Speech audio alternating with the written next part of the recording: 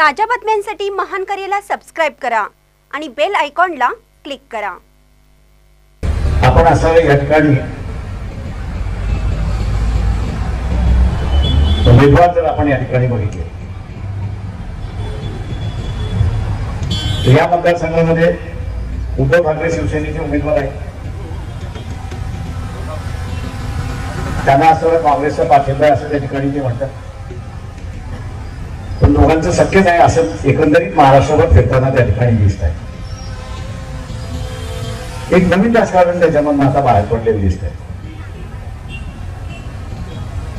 वंचित बहुजन आघाडी समझोता झाला पाहिजे असं ज्यावेळेस म्हणत होते त्यावेळेस आम्ही म्हणालो की आम्ही बसायला हरकत नाही,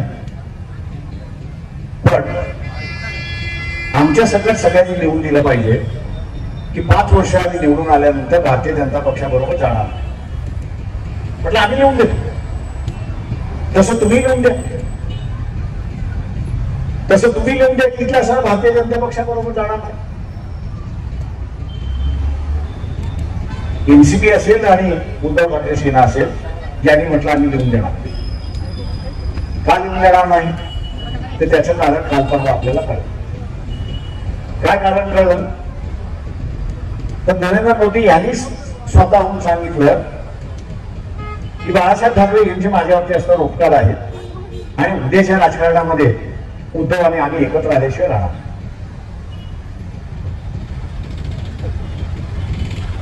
आम्ही उद्याच्या राजकारणामध्ये एकत्र आल्याशिवाय राहणार नाही। म्हणजे उद्या असणारा या ठिकाणी उद्धव सेनेचा असणारा उमेदवार निवडून गेला तर तो इथल्या घटनाविरोधी कॅम्पमध्ये जाऊन बसणार आहे। घटना बदला म्हणून बीजेपीचं जे आहे त्याच्याबरोबर त्या ठिकाणी जाणार आहे। आणि मी इथल्या असणाऱ्या मुस्लिम बांधवांना आणि ख्रिश्चन बांधवांना विचारतो की भारतीय जनता पक्ष तर तुमच्या विरोधात आहे, ते तर तुम्हाला उमेदवारी देत नाही। आणि त्यांनी सरळ सांगितलं की आम्ही जिंकणार सत्ता आणणार हे मुसलमानाच्या शिवाय आम्ही आणू। पण इथे असणारा काँग्रेसने तुम्हाला उमेदवारी दिली का? शिवसेनेने सुद्धा उमेदवारी दिली का? मुंबईमध्ये त्यांच्याकडे 5 जागा होत्या, 1 जागा सर ते देऊ शकत होते। परंतु काँग्रेसची जी ऍडव्हर्टाइजमेंट आहे, वॉशिंग मशीनची जी ऍडव्हर्टाइजमेंट आहे की मोदी गरम माणसाला आपल्याकडे घेतो, त्या वॉशिंग मशीन मध्ये धुतो आणि साफ सुथरा होतो म्हणून असं काँग्रेस त्या ठिकाणी सांगतो। मी काँग्रेसवाल्यांना असं विचारतोय की तुमच्याकडे असली कुठली मशीन आहे, अशी कुठली मशीन आहे की जो धर्मवादी आहे तो त्या मशीन मधून बाहेर पडला तो सेक्युलरवादी होतो? कुठली मशीन आहे ती? मशीन तर आम्हाला दाखवा। इथल्या सगळ्या धर्मवाद्यांना आम्ही त्या मशीन मध्ये टाकतो आणि त्यांना सेक्युलरवादी त्या ठिकाणी करतो।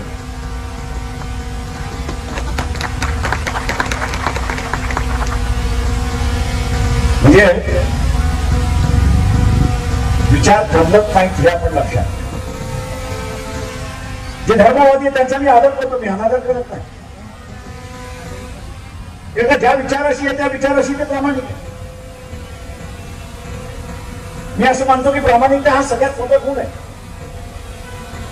विचार बरोबर की चूक हा प्रत्येक माणसाचा असणारा समज आहे असं मी त्या ठिकाणी मानतो। मी आता मुस्लिम समाजाला असणारा विचारतो या ठिकाणी की काल परवापर्यंत तो धर्मवादी होता, काल परवापर्यंत तो धर्मवादी होता। मोदीला महाराष्ट्रामध्ये 48 जागा निवडायच्या होत्या म्हणून भांडण दाखवलं, सेक्युलर मध्ये आलाय, 22 जागा घेतल्या आणि 22 जागेनंतर आपल्याला दिसतंय की मोदी असं म्हणतात आहेत की शिवसेना आमच्या बरोबर कधी येऊ शकते आणि त्याला शिवसेनेने खोडून काढलेला नाही हे आपण लक्षात घ्या। शिवसेनेने या ठिकाणी खोडून काढलेला नाही किंवा विरोधी केलेला नाही की असं होणार नाही म्हणून असं कुठेच पडत नाहीये किंवा त्यांच्या कुठल्याही भाषणामध्ये फुकेशिवाय दुसरी भाषाच आपल्याला त्या ठिकाणी दिसत नाही। टीका कोणावरती आहे? ते एकनाथ शिंदेवरती टीका आहे, फक्त भारतीय जनता पक्षावरती टीका नाही।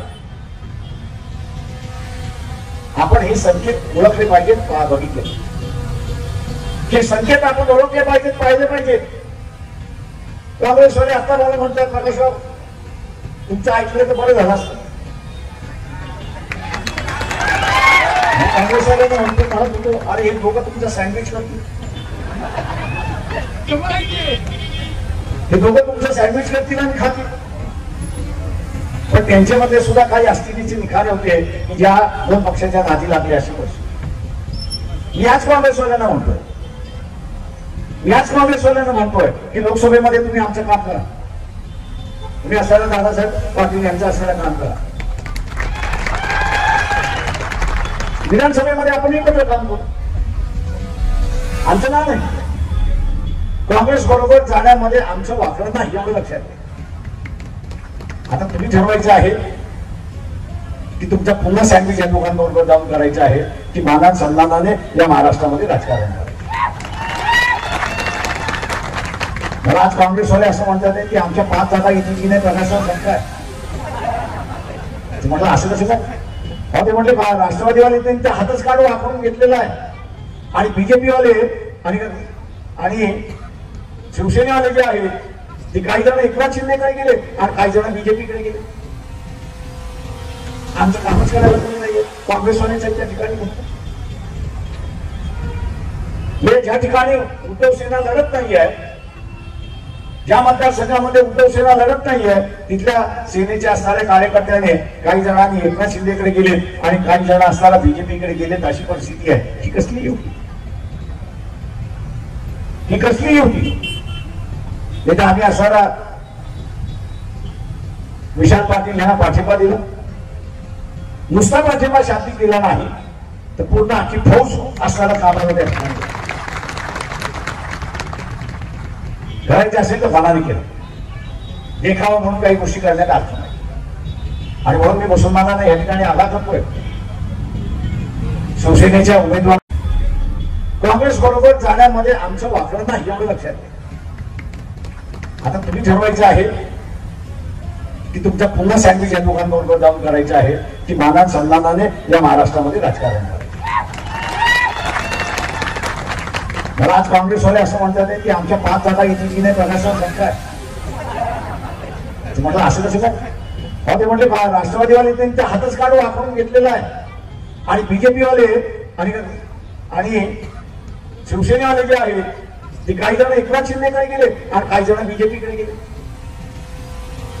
आमचं कामच करायला कोणी नाहीये. काँग्रेसवाल्यांच्या त्या ठिकाणी ज्या ठिकाणी उद्धव सेना लढत नाही आहे, ज्या मतदारसंघामध्ये उद्धव सेना लढत नाहीये तिथल्या सेनेच्या असणाऱ्या कार्यकर्त्याने काही जणांनी एकनाथ शिंदेकडे गेले आणि काही जण असताना बीजेपीकडे गेलेत अशी परिस्थिती आहे. ही कसली युती? ही कसली युती? येथे आम्ही असणारा विशाल पाटील यांना पाठिंबा दिला. नुसता पाठिंबा शाब्दिक दिला नाही तर पूर्ण आखी फौज असणारा कामामध्ये करायचे असेल तर फनाने केलं. देखावा म्हणून काही गोष्टी करण्यात अर्थ नाही. आणि म्हणून मी मुसलमानांना या ठिकाणी आवाहन करतोय, शिवसेनेच्या उमेदवाराला मत म्हणजे एक मुसलमान कत्ल करणं असं त्या ठिकाणी मी मानतो. हे मी म्हणत नाहीये. मी इथल्या मुसलमानांना आवाहन करतोय की 2 दिवस आहेत, तुम्ही युट्यूब वरती जा. त्या युट्यूब वरती परकला प्रभाकरण असं नाव टाईप आउट करा. परकला प्रभाकरण असं युट्यूब वरच टाईप आउट करा. त्याच्या तुम्हाला अनेक इंटरव्ह्यूज दिसतील युट्यूब चॅनलवरती. त्याच्यातली मोदींवरची जी आहे ती तुम्ही ऐका, RSS वरची आहे ती आपण ऐका. आणि त्या मुलाखतीत त्यांनी असं म्हटलंय की मोदी पुन्हा निवडून आला तर हिटलर झाल्याशिवाय राहणार नाही, हुकुमशाह झाल्याशिवाय राहणार नाही. त्याची हुकुमशाह टिकवण्यासाठी घटना बदलणार आणि आपली हुकुमशाहीला कोणी चॅलेंज करू नये म्हणून ग्रामपंचायतीपासून ते लोकसभेपर्यंत इलेक्शनच होणार नाही अशी परिस्थिती. हातकणंगले सुद्धा निघाली असती आणि सांगली निघाली असती, हे लक्षात घ्या. ती निघाली नाही याचं कारण की काँग्रेसवाल्यांनी तुम्हाला फसवलं त्यावेळी. आज माझं आव्हान आहे आपल्या सगळ्यांना की आमचा पेला तेवढाच भरलेला आहे, उलट त्याच्यापैकी अधिक दूध आता त्या ठिकाणी पडलेला आहे. मुस्लिम समाजाने एक लक्षात घ्यावं की त्यांच्या हातामध्ये साखर आहे. दूध आणि साखर याचा मिलाप झाला तर गोड व्हावं. त्या मुस्लिम बांधवांनी आणि इथल्या मौलवीने आणि विशेष करून इथला बोलवी ना मुस्लिम पर्सनल बोर्ड असेल किंवा बंदी असेल किंवा हर्षद असतील, या सगळ्यांनी तुम्हाला असणारा आदेश दिलेले आहेत की जो जिंकेल आणि जो बीजेपीला पाडू शकेल त्याच्या बाजूने तुम्ही असणारा जा. आता हा आदेश मुस्लिम समाज पाळणार की नाही पाळणार? नक्की 100%.